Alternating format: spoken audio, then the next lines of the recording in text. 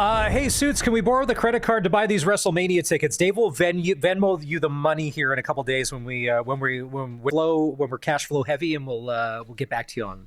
Or maybe we make it all three of us go. Just the 10K. So we need 30K just to get to this event. Okay. Sitting ringside. So the CFL playoff tickets aren't that expensive comparatively. Yeah, neither are the NFL tickets for that matter. I mean, that's the most expensive. How do I say it? Semi-sporting event, because it's sports, but it's also entertainment. So yeah. There it is. If you're watching the stream, there it is right now. I'm not nuts. I'm not making this up.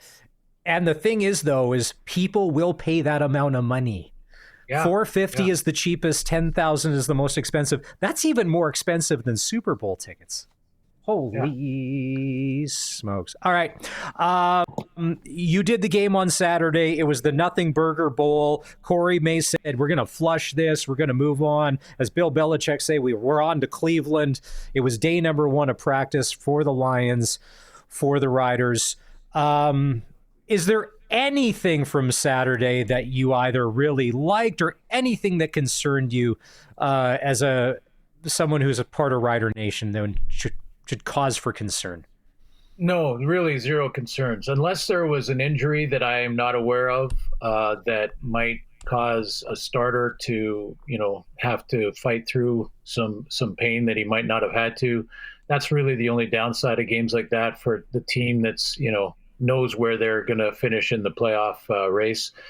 And really all the positives are the young guys that got some playing time. So if there's a young guy that's now a backup that's on the teams, hard to just think of one off the top of my head, but if there was, and he got a little bit of starting experience, and if needed in a playoff game, if someone went down early, that's where those games can be a real plus and a benefit. So the result does not matter. You always want to win. There's no question you want to do it. And you always are frustrated or disappointed when you lose. But that one, it really won't register. What's most important is the focus this week and that they have fresher legs for a lot of those starters, AJ Ouellette, Trevor Harris, those guys. A lot of people have been asking me, Glenn, and I put this to you regarding the bounce back for the Riders from that outcome to this week. And I'm with you with everything that you said there. But with head coach Corey Mace not being that far removed from being a player, there is some distance there. But does that give him maybe an insight into today's athlete, knowing exactly what they need to be at their peak performance for the game that does matter coming up this Saturday?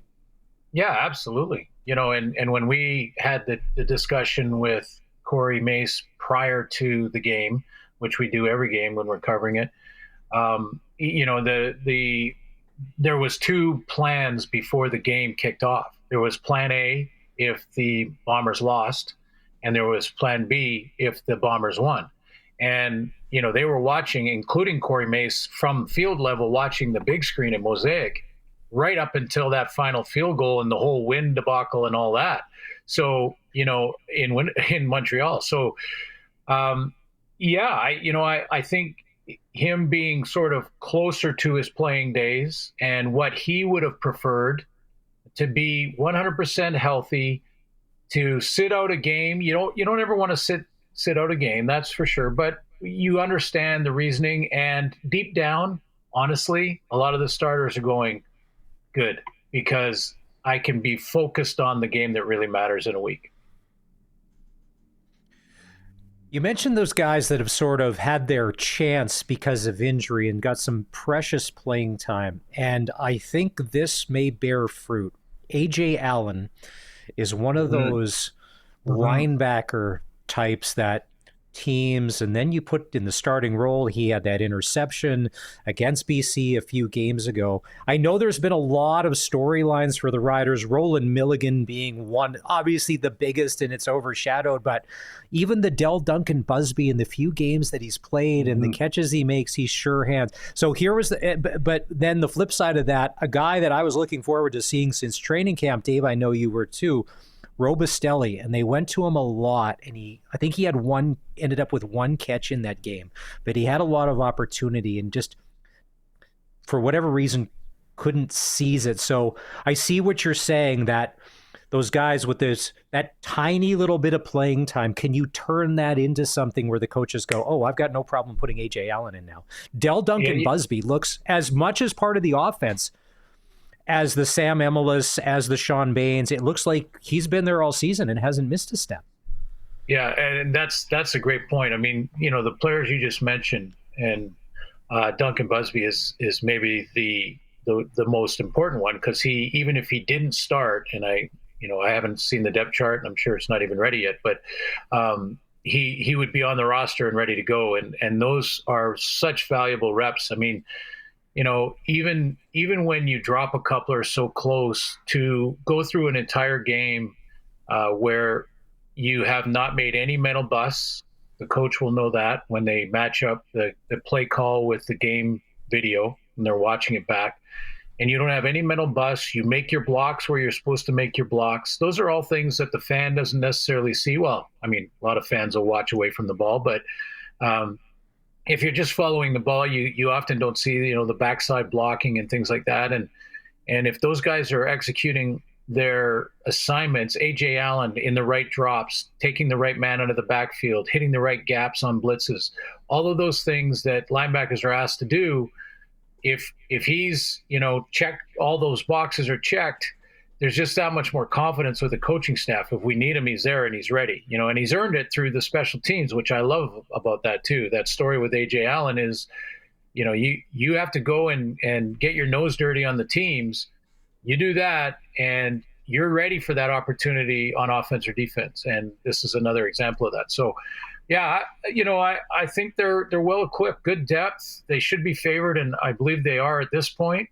I think the Riders, I know on Thursday we'll go over the real breakdown of the matchup. But when I looked at as much as I was disappointed as well, and I don't cheer for any team, but as long as I was watching the Bomber game. I was watching the Bomber game. I'm watching the Bomber game like everybody else was, hoping that they would, that Montreal could finish that game, and that our game, because I was broadcasting in Regina, that our game would be for that home playoff game. So, yeah, so there was disappointment there, but then I started thinking about the matchup, and I think Luke Mullender has talked about this as well, but the matchup between BC and Saskatchewan is tremendously intriguing for a lot of reasons. I mean, we'll break it down, I know, on Thursday, but, Justin McInnis against, even though they don't match up at the same, like it might not be head to head, but Justin McInnis against Roland Milligan,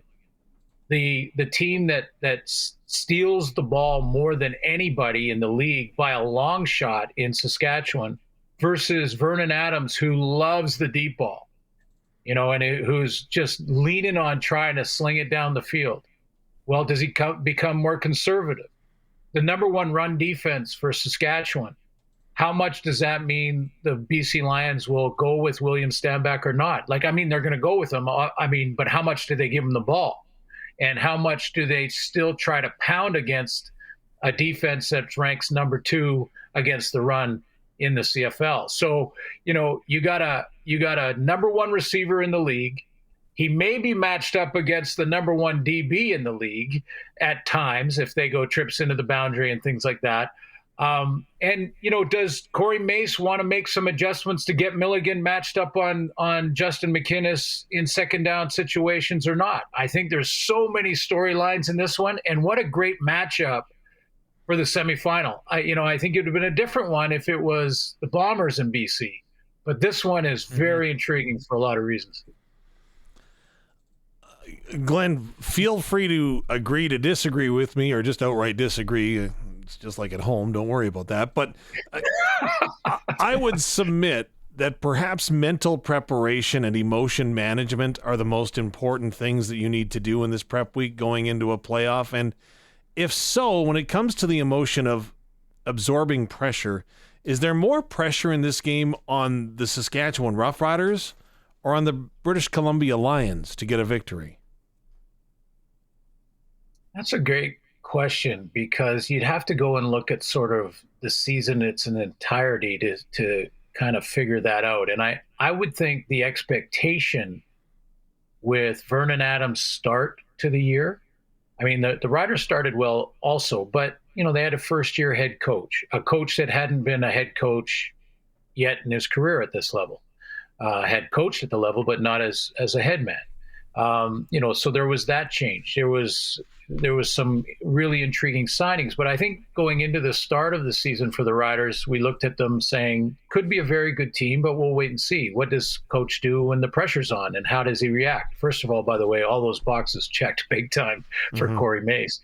But for the Lions, it was home game for the Grey Cup. Vernon Adams, was averaging 375 a game to start the season. Then they bring in Nathan Rourke, and that bumped up the expectation meter big time for BC fans.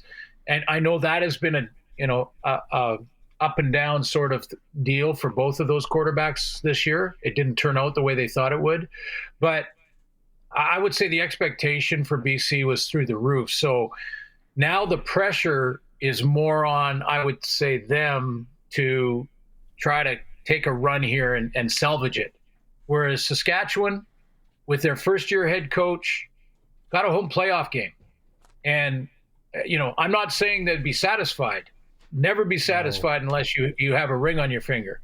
But beyond that, I would say there's probably a little more pressure. And remember, the game's still in Vancouver. So the Lions are in the dance and still have a chance to take a run. A couple of names that scare me from the BC Lions roster. So you got Vernon Adams back, and it looked like they played inspired football when he was in the lineup. I'm not saying that they were doing what the kids do these days, quiet quitting, when it was the Nathan Rourke show, but the numbers bear out as much.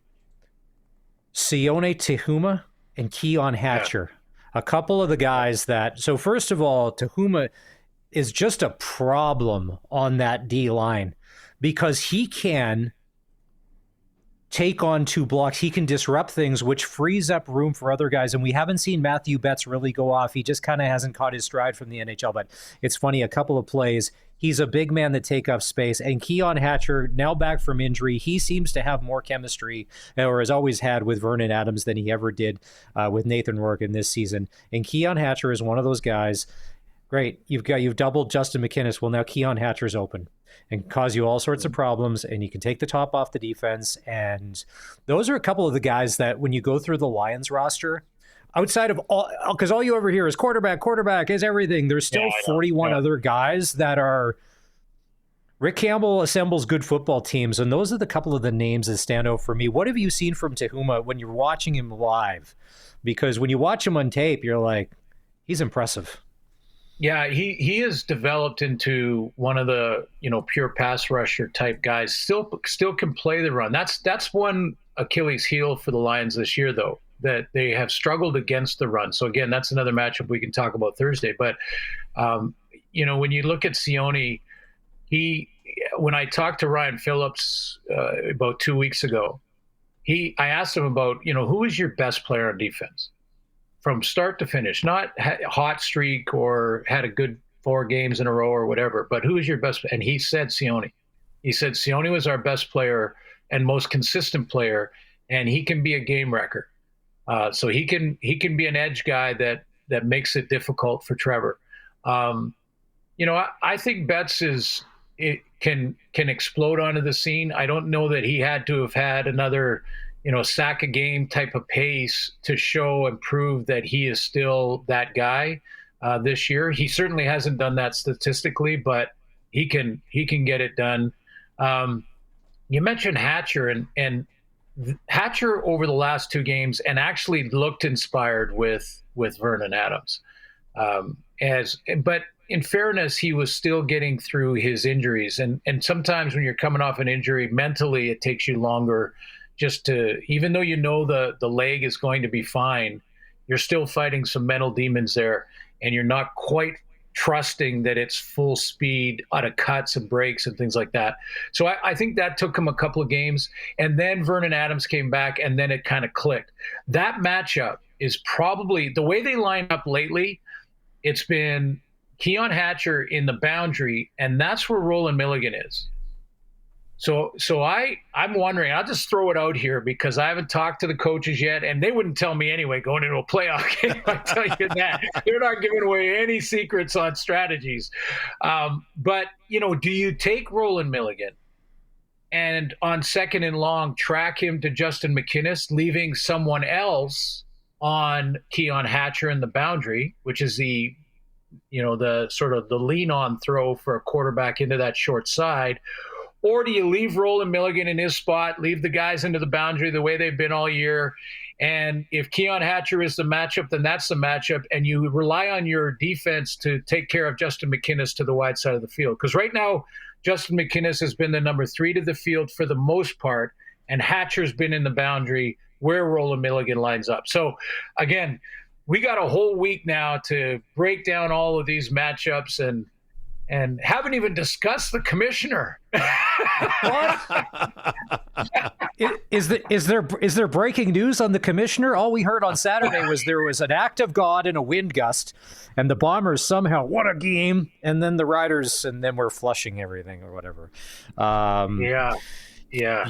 Okay, before we segue to the commissioner, we do have to ask you, Suits, but yeah, I just wanted to get your opinion on this, right?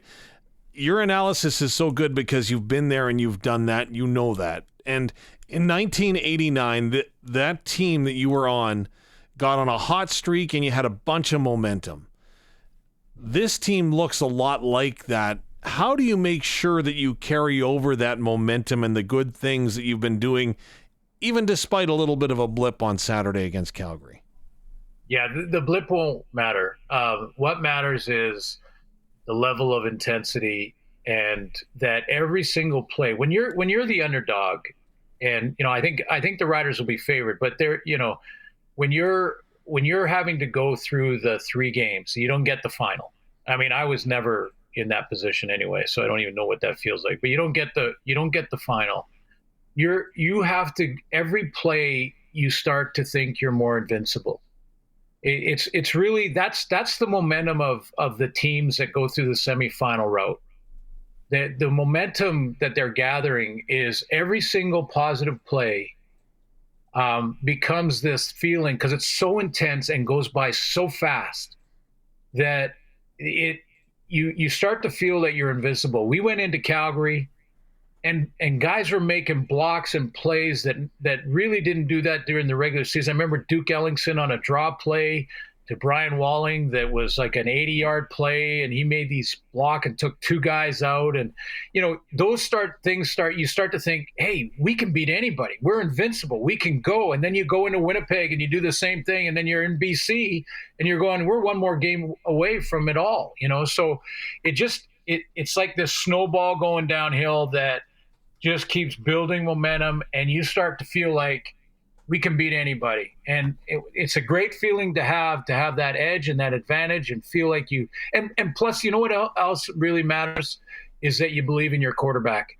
And I think Saskatchewan big time believes that Trevor can get him there. Yeah. So it's funny you mentioned that, where the quarterback has always been that, even when Cody was here, the up and the down, and there was always those questions. There's no question about the quarterback in Trevor Harris. That seems to be taken care of. In chatting with Jeff Fairholm on the weekend, he talked about some of that 89 stuff, and he talked about kind of that same thing about, you started to believe. And it's funny, you saw it last year with Montreal, and that's the most recent memory, is that even on that last drive, when Montreal went down to win the Grey Cup, you're like, they've been playing so well, and just crazy enough, they're actually, and I know it's Winnipeg, there's a good chance they're going to go down and do this, and they're going to score. And then they did. But that wouldn't have happened had they not been having to play back against the wall football for the prior 8 to 9 weeks leading up. And the other thing, too, is if you come to the game early on Saturday and it's $5 happy hour beer prices, you, too, if you're in Pill Country, will feel invincible by about the first quarter if you're there for 3 hours pre-gaming. All right, so Commissioner, were you surprised on Saturday when you saw the news on your phone that Commissioner Randy Ambrosie was done and that there'll be somebody new in charge potentially in 2025? Yes, I knew slightly before it broke, but that's because our guy broke it. Not that matters anymore, really, in a lot of ways. But, the surprise for me was because I had talked to Randy about 2 weeks earlier, 3 weeks earlier in Edmonton, and we had a long conversation about a lot of things. And as you guys know, and I've said many times on this show, that Randy and I have disagreed on a lot of things, and I've also given him credit for a lot of successful things that have happened in the league. But I really appreciated that he always engaged me in a lot of the ideas that they had, and maybe the direction they were going. And I had talked to him a few weeks earlier and flat out asked him about, how much longer he wanted to do the job. And so based on the answer there and the discussion we had, I was surprised by this announcement. But Randy, and to his credit, has gone year to year contracts. Like he didn't go in saying, I want a 5-year deal if I'm going to do this. He went in there saying, I'm good going year to year, and you guys can evaluate at the end of every year. And that's what's happened. And I don't know how the vote went down. He didn't talk to me about that. I talked to him before the game in Regina after this announcement was made. I know Justin also interviewed him on the station. I talked to him about the timing, and that he said there's nothing controversial about this. This wasn't a contentious issue in the boardroom or anything like that. It was a look at the vision looking forward, and that the Board of Governors wanted to, enough of them anyway, wanted to, go in a different direction in a lot of ways. So, I think there was some good things, and I could list a couple. There was the Players Association agreement that was a 7-year deal. That had never been that long ever, and that is huge to allow for growth. If you're not renegotiating the CBA every year, that is just, it kills your marketing when you don't know if you've got the players signed up. I thought the new ownership groups that have joined the league and bought teams are outstanding, as good as it's ever been in its history. And Randy was important in brokering that. But there was also some things that I completely disagreed with, like, his push and discussions that I don't even know really how deep they really went.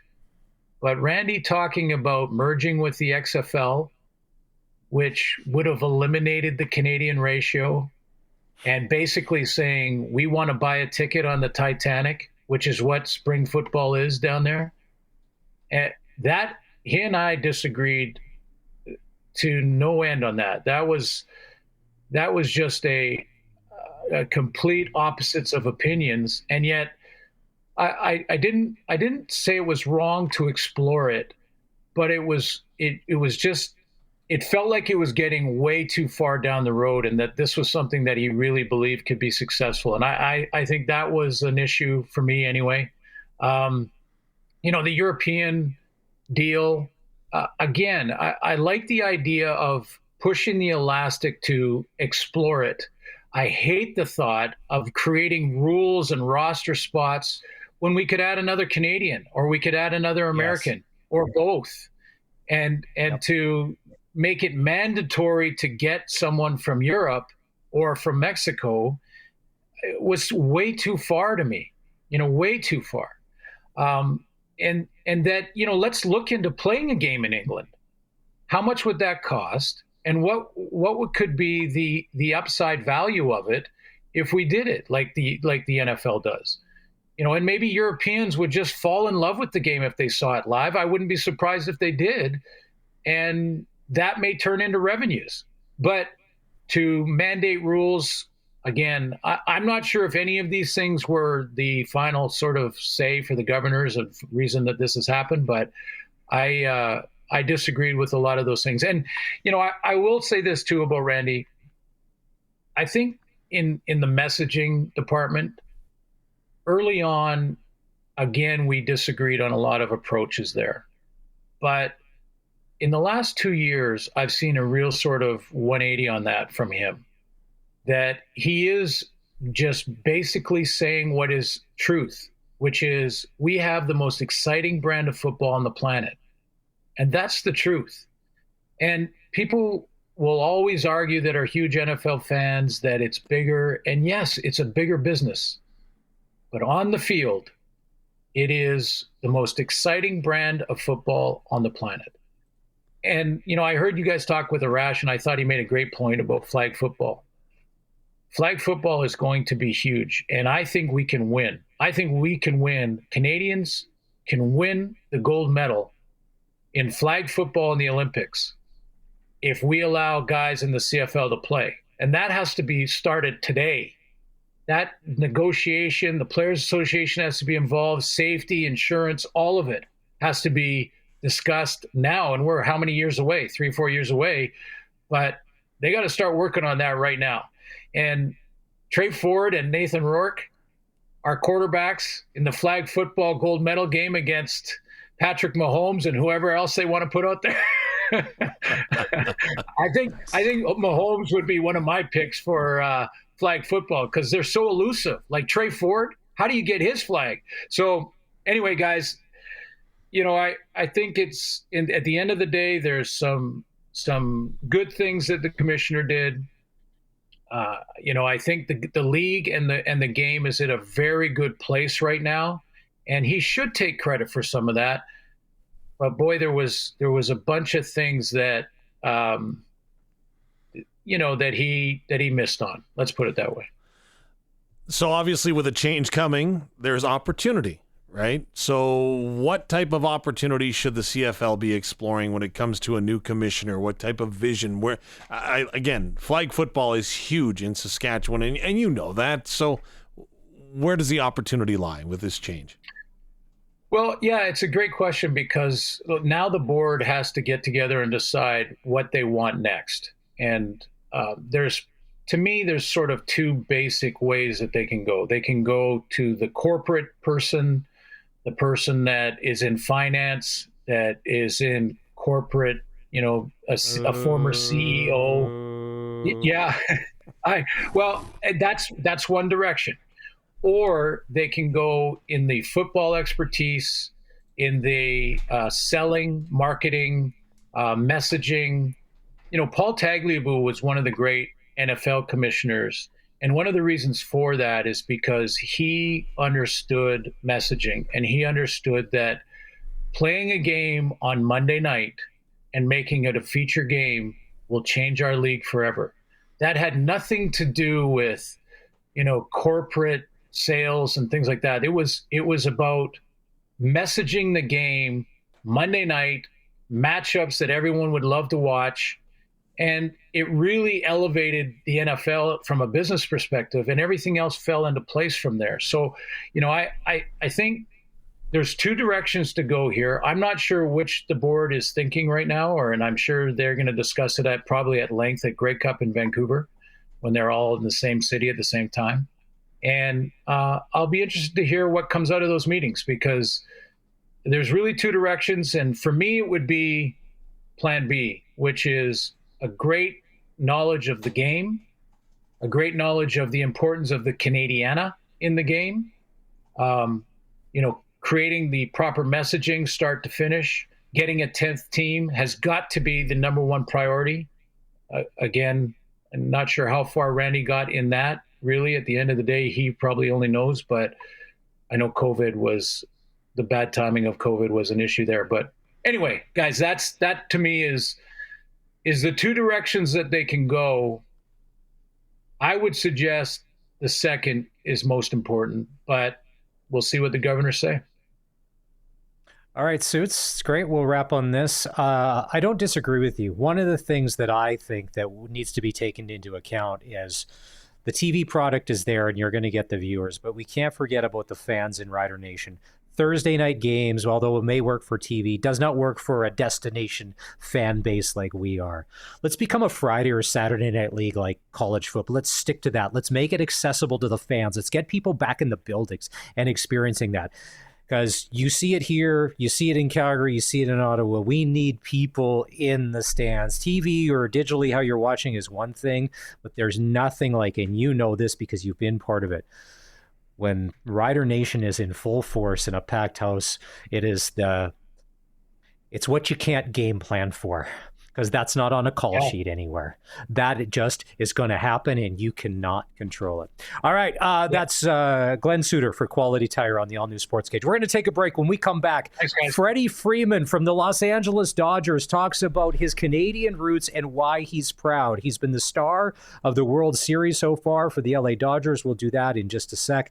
The All New Sports Cage continues next on 620 CKRM.